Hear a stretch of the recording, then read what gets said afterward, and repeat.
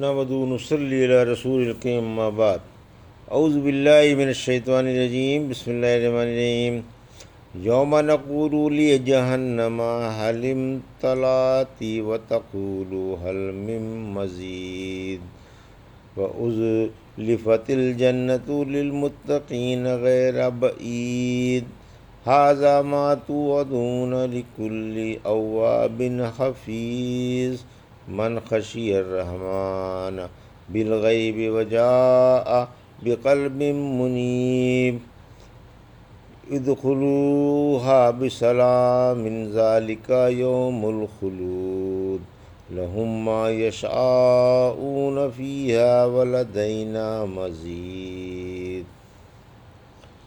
ابھی آپ نے سورہ قاف کی آیت 30 سے 35 کی تلاوت سماعت فرمائی۔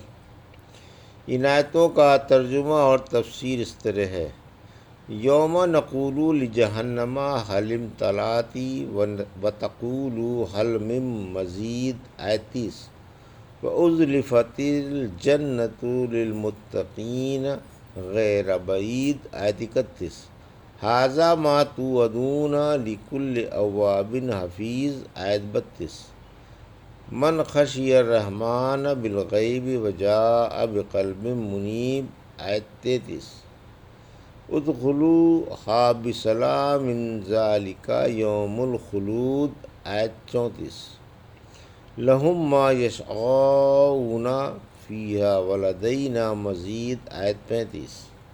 ترجمہ: جس دن ہم دوزخ سے پوچھیں گے کیا تو بھر گئی، اور وہ جواب دے گی کیا کچھ مزید ہے، اور جنت متقیوں کے قریب کر دی جائے گی جو ذرا بھی دور نہ ہوگی۔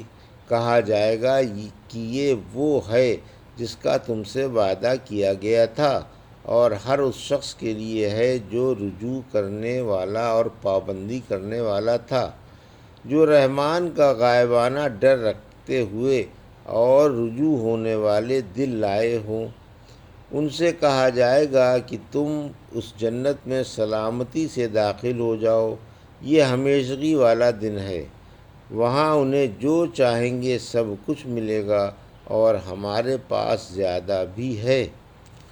یہ تھا ترجمہ سورہ قاف کی آیت 30 سے 35 کا۔ تفسیر: آیت 30، اللہ قیامت کے دن دوزخ سے پوچھے گا کہ بھری ہے یا نہیں، وہ جواب میں حل من مزید ابھی اور ہے کا نعرہ لگائے گی۔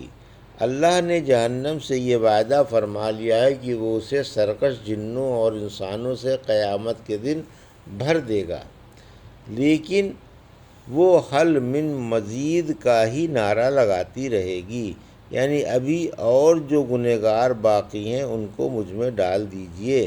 بظاہر آیت سے یہی مطلب معلوم ہوتا ہے، اور اسی پر حدیثیں دلالت کرتی ہیں۔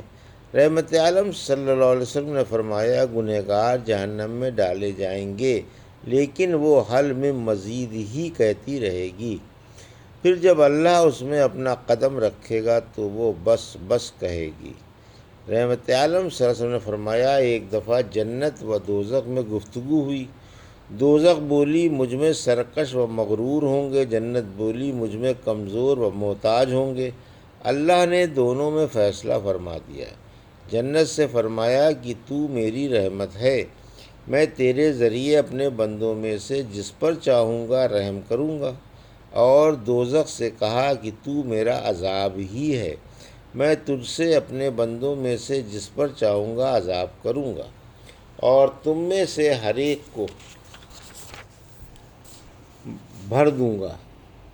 آیت 31، جنت پارساؤں کے قریب کر دی جائے گی، یعنی قیامت کے دن جنت پرہیزگاروں کے قریب کر دی جائے گی جو دور نہیں ہے، کیونکہ جو چیز یقینی طور پر آنے والی ہو وہ دور نہیں ہے بلکہ قریب ہی ہے۔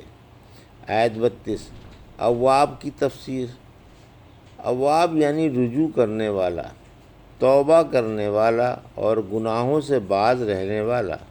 حفیظ یعنی وعدے کا سچا اور عہد نہ توڑنے والا۔ عبید بن عمر فرماتے ہیں، اواب حفیظ ہے سے وہ شخص مراد ہے جو کسی مجلس میں بیٹھتا ہے تو استغفار پڑھ کر ہی اٹھتا ہے۔ آیت 33، یعنی جس نے تنہائی میں اللہ کا خوف رکھا جب اللہ کے سوا کوئی اور دیکھنے والا نہ تھا، جیسا کہ اللہ کے رسول صلی اللہ علیہ وسلم نے فرمایا کہ اللہ قیامت کے دن اپنے عرش کے نیچے اسے بھی سایہ دے گا جس نے تنہائی میں اللہ کو یاد کیا اور اس کے خوف سے اس کی آنکھوں سے آنسو جاری ہو گئے، پھر شرک سے محفوظ دل لے کر حاضر ہوا، یعنی قیامت کے دن اللہ سے اس حال میں ملاقات کی کہ دل شرک سے محفوظ اور اللہ کی طرف جھکنے والا اور اللہ کا فرما بردار تھا۔ آیت 34، یعنی ایسے خوش نصیبوں سے کہا جائے گا کہ سلامتی سے جنت میں داخل ہو جاؤ، اللہ کے عذاب سے تم بچ گئے اور فرشتے بھی تمہیں سلام کر رہے ہیں۔ آیت 35، جنتی جنت میں جو چاہیں گے ملے گا، جنتی جنت میں جو چاہیں گے وہی پائیں گے بلکہ اس سے بھی زیادہ ملے گا۔ رحمت عالم صلی اللہ علیہ وسلم نے فرمایا، جب تم جنت میں کسی پرندے کے گوشت کی خواہش کرو گے تو وہ بھنا بنایا تمہارے سامنے موجود ہوگا۔ جب کوئی مومن جنت میں اولاد کی خواہش کرے گا تو گھڑی بھر میں حمل وضع حمل اور بچے کی جوانی ظاہر ہو جائے گی۔ جنتی جو چاہے گا وہی ہو جائے گا۔ سورہ یونس کی آیت 26 میں فرمایا، جن لوگوں نے خلوص سے نیک عمل کیے ان کے لیے نیکی ہے اور زیادہ بھی ہے۔ مسلم کی صحیح بن سنان رومی والی حدیث میں گزر چکا ہے کہ زیادہ سے مراد اللہ کے رخ انور کا دیدار ہے۔ رحمت عالم صلی اللہ علیہ وسلم نے فرمایا، جنتی 70 سال تک رخ بدلے بغیر ٹیک لگائے جنت میں بیٹھا رہے گا، پھر ایک حور آ کر اس کے کندھے پر اپنا ہاتھ رکھ کر اس کو اپنی طرف متوجہ کرے گی، اسے اس کے رخسار میں اپنا چہرہ اسی طرح دکھائی دے گا جیسے صاف شفاف آئینے میں چہرہ نظر آ جاتا ہے۔ اس حور کے زیور کا ادنا موتی مشرق و مغرب کو جگمگا دے گا، یہ اسے سلام کرے گی، جنتی سلام کا جواب دے کر پوچھے گا تم کون ہو؟ عرض کرے گی کہ میں مزید سے ہوں۔